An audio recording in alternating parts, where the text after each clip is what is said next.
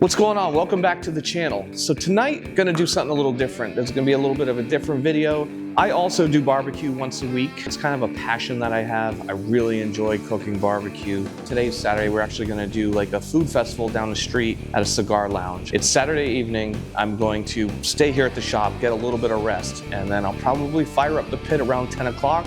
The event starts at 12 o'clock tomorrow, so this is a long haul barbecue, but we're gonna be cooking some brisket, pulled pork. A couple hours ago, I just finished cooking some pork butts that my wife takes back and actually cooks cacoila with. Cacoila is basically pulled pork with different seasoning, and then it's cooked in wine. So I'm gonna go get a little bit of rest, and I'm gonna try to film this whole thing, and kind of live my life for one day. I'm gonna try to do this barbecue cook. We've got, you can see the pit right there, and I do traditional white oak. So what I'm going to do now, I'm going to get this lit. I'm going to go get the brisket and the pulled pork, and we're going to get this thing cooking. I'm going to wait for this to get up to temp, get that fire roaring a little bit. It is quite warm and humid today, so it shouldn't take too long to get the actual pit itself up to about 225, 250.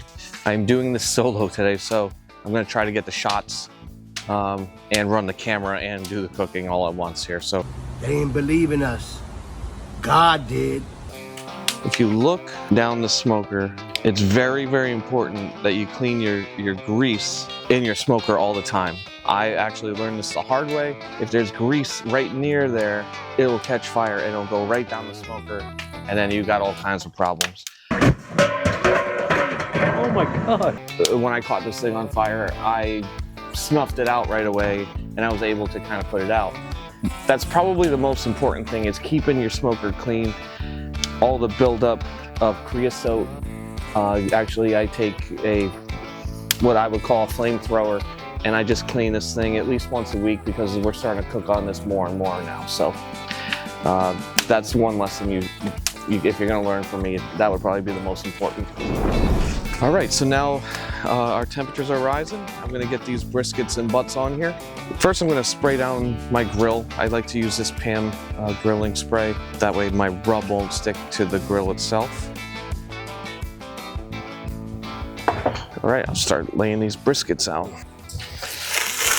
So there's like a conspiracy with a lot of people who do barbecue, whether you go fat side up or fat side down. I've done both, and I prefer to go fat side down. I think it gives me a better product. Typically, you want the point to be towards the fire, or the more of the heat source. So I go like this. Sometimes during the cook, I'll have to rotate them or move them or flip them. But you get a nice huge piece of when your point is got some meat to it. You know, typically you're gonna have a better chance of keeping that moist.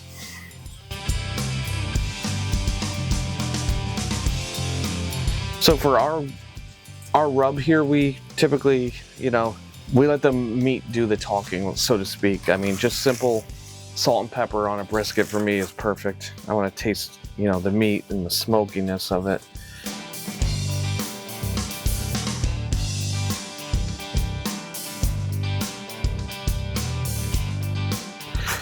So there's also, typically you'll see on the brisket that we make, the smoke ring. We get a deep smoke ring, and I like to put my briskets on when they're a little bit cold. Now, some people bring it right up to temperature, but I feel like I get a really deep smoke ring because it's cold. So now it's time to let this baby cook. All right, so another little tip is I like to grab pieces of oak that don't have bark on it.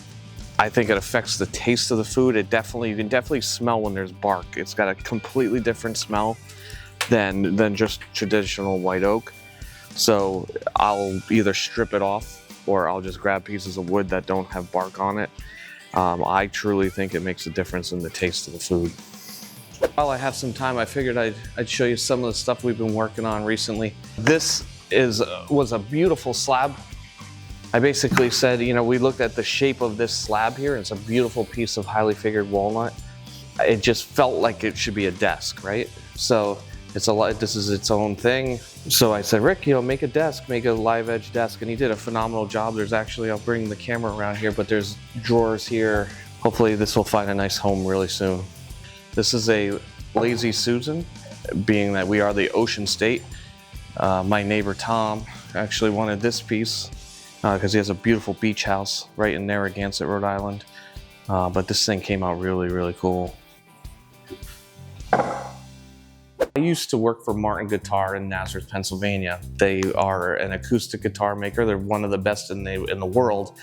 When I worked there, I was very, very young, and I was learning the whole process of acclimating the wood, drying it, and then I used to run a 6-headed sander and be done. But Sean and I were kicking around the idea. We love rock and roll, and we made this. I don't even know if I should be showing you this, but I'm going to do it anyway. This is an olive wood and epoxy guitar. Sean, this is pretty much Sean's design. So it's a Stratocaster design. We haven't finished it yet, but once, I mean, this epoxy was so perfectly clear, and I want to thank the folks over at Wisebond for, supporting us and helping us grow.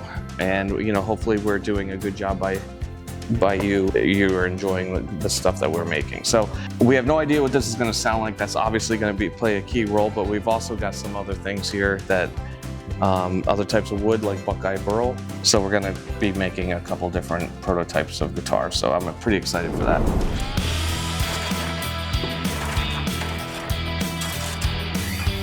So I'm trying to get that temperature up as quick as possible.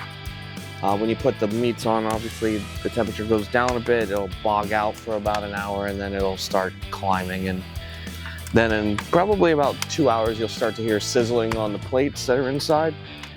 That's when we're starting to really cook. So it's been about 3 hours or so. Everything's going pretty good. Starting to get a little bit tired, but that's usually what happens around 3 a.m. So I'm gonna take a quick peek. I normally don't open this thing too many times until it's pretty much time to wrap, but I'm gonna take a quick peek, make sure everything looks good. Yeah, we're starting to cook pretty good there. Looking good. Oh God. I've always kind of cooked barbecue here for my crew and my guys. People used to walk by and say, hey, we love the smell of that, and you should sell it. So honestly, I didn't know people would like it as much as they do. So it's kind of taking off, and it's actually a lot running the 2 businesses that I have and managing all of that, and now doing this. But I have to be quite honest with you, this brings me peace for several reasons. I mean, it's 3 o'clock in the morning, but it's probably the one time that my phone isn't ringing. No offense to any of my customers or anything, but life can be hectic at times. And at 3 in the morning on a Sunday morning, it's very, very quiet. It's pretty cool. I enjoy it. It gives you time to kind of reflect on things in life, people that I've lost in my life, what the future may hold. I mean, every day is a gift, to be quite honest with you. And these are kind of the things that I think about. And while I'm thinking, I should probably go grab a beer. So big shout out to the fine folks at Whalers. They're a local brewery right here in Rhode Island. We support them. They're not paying me for this. Well, at least not yet. Cheers to everybody. And I want to thank everybody who subscribed to our channel. I know Sean and I work very, very hard, and the guys in the shop work extremely hard on making content and making each video better than the next. And it's starting to catch on. We've got almost 30,000 subscribers.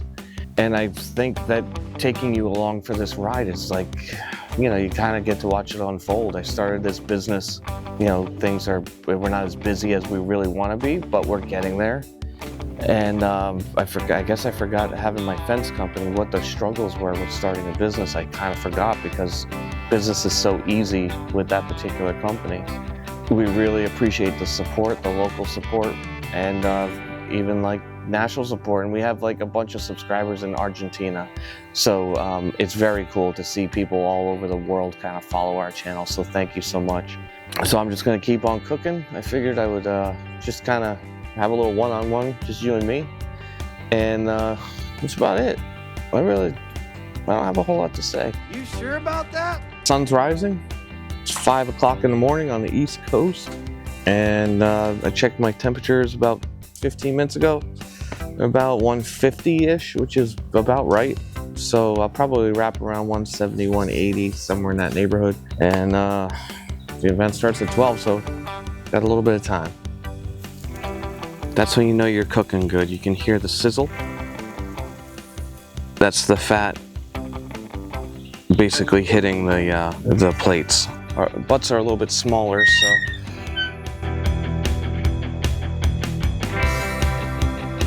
we're starting to get a little bit browned here on the tips.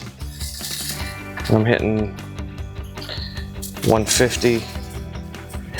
The smaller ones at 170. That's all. I'm probably gonna wrap that soon. Probably I'm gonna turn these around just a little bit so I can get some more color throughout the brisket and take the heat off that point for a little bit.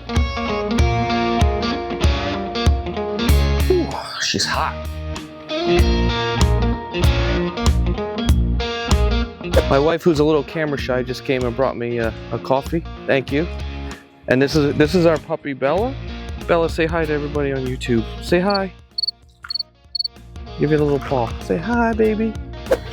All right, so at this point, the butts have a bark, and I'm actually gonna wrap these in paper to try to keep the bark. So the internal temp right now is about 170, 175. So when I wrap this, I really want to keep this nice and tight.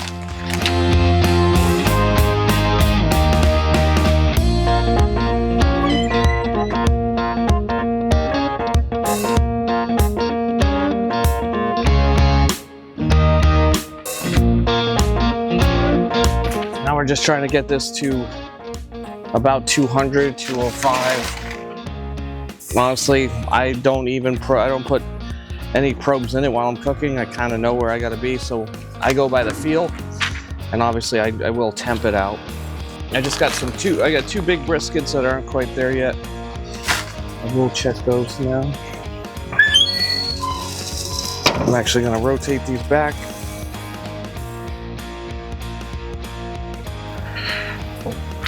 These are going to be beautiful briskets. All right, we got a special cameo from Mike. What's up, Mike? Man, not much. How's it going? Not much. Appreciate you helping me out sling some brisket. Anytime, my man. All right, so it's about 11 o'clock now, so we're gonna take the smoker, hook it up to my truck, and we're gonna drag it down the road with it lit. We just don't have enough time to finish it here, so we're heading over there right now.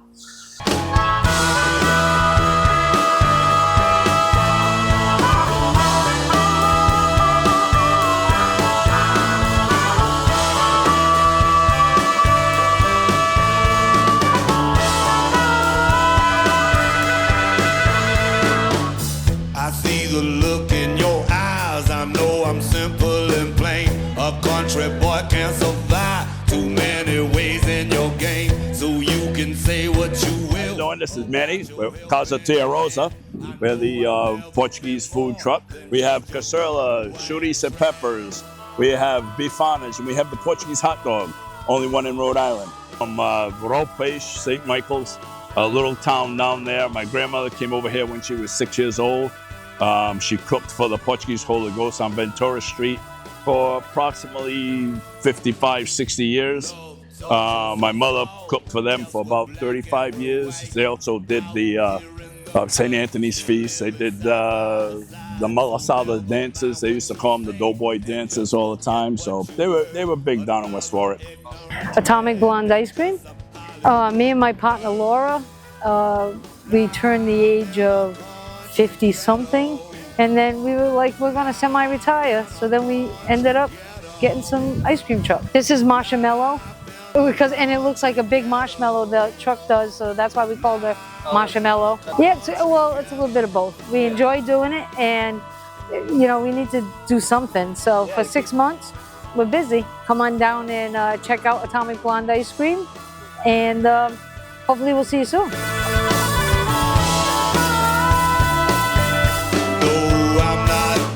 The only voice that speaks for me speaks from this clay. Little boy, you ain't never take a dime from the man. So Norma, I want to thank you for everything that you did and always do every single week when we do barbecue. So she's the one that actually she cleans all the brisket, trims and seasons, and she's like my backbone, and I wouldn't know what to do without her. Not just with the barbecue, right? You got my back all the time. No, you're awful brilliant. You work for this. So I want to thank everybody for watching this video. It's been a long haul. The barbecue is done. Everybody's been fed. And I'm pretty happy with the results. So we'll see you on the next video.